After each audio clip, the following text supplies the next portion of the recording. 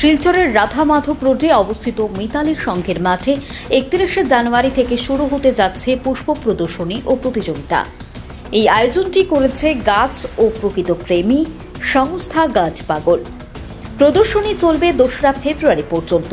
এবারের পুষ্প প্রদর্শনীতে থাকবে বেশ কয়েকটি বিভাগে প্রতিযোগিতার আকর্ষণ বাড়াতে কলকাতা থেকে আসছেন বিশিষ্ট উদ্যান বিশেষজ্ঞ এবং বিচারক সনাতন সরকার।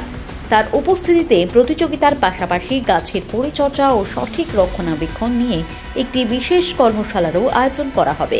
মঙ্গলবার এক সাংবাদিক সম্মেলনে প্রদর্শনীর বিস্তারিত তথ্য তুলে ধরেন গাছ পাগলের সম্পাদক অঞ্জনা সাহা পাল। তিনি জানান, পুষ্প প্রদর্শনীতে স্থানীয় বাসিন্দারা তাদের চাষ করা ফুল বাগান এবং গাছপালার বিশেষ প্রদর্শনীর সুযোগ পাবেন।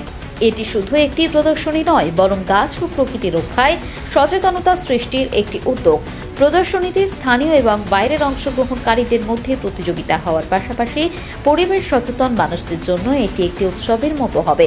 সংস্থার পক্ষ থেকে সবাইকে আমন্ত্রণ জানানো হয়েছে। উল্লেখ্য, প্রদর্শনীতে অংশগ্রহণ করতে বা প্রতিযোগিতায় নাম লেখাতে আগ্রহীদের আগে থেকে নিবন্ধন করার পরামর্শ দেওয়া হয়েছে। আমাদের অনুষ্ঠানটা শুরু হবে 31 জানুয়ারি বিকেল 5টায়। শো উদ্বোধন হবে। তবে আমাদের যে বিশেষ আকর্ষণ, আমাদের যে জাজ শ্রী সনাতন কুমার পাল কলকাতা থেকে আসছেন, উনি সকাল 11টায় মাঠে এসে জাজমেন্ট শুরু করে দেবে। শো ওপেনিংয়ের আগে জাজমেন্ট, তারপর বিকেল 5টায়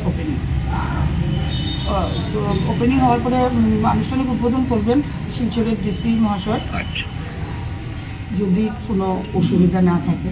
সাথে প্রশাসনিক আরও কিছু এসপি এবং যে বিভিন্ন মানুষ আছেন এবং গার্ডেনিং জগতে জড়িত পুরনো আমাদের শিলচর শহরের যারা সিনিয়র আছেন, যাদের থেকে আমরা শিখেছি আজকে, তাদের মধ্যে বেশ কয়েকজন সেদিন উপস্থিত থাকবেন।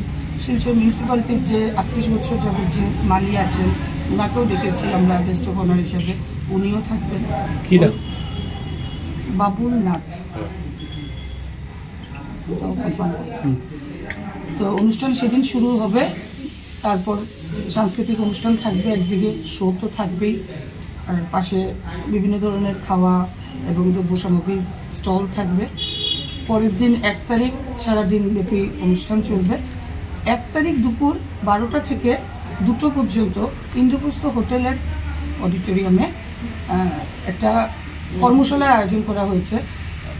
সনাতন কুমার পাল উনি এসে আমাদেরকে গাছকে কিভাবে সহজ পদ্ধতিতে সুন্দরভাবে করা যায় এবং বিভিন্ন সারের প্রয়োগ বা ওষুধের প্রয়োগ, সেই সম্বন্ধে আমাদেরকে একটু আলোচনা করবে।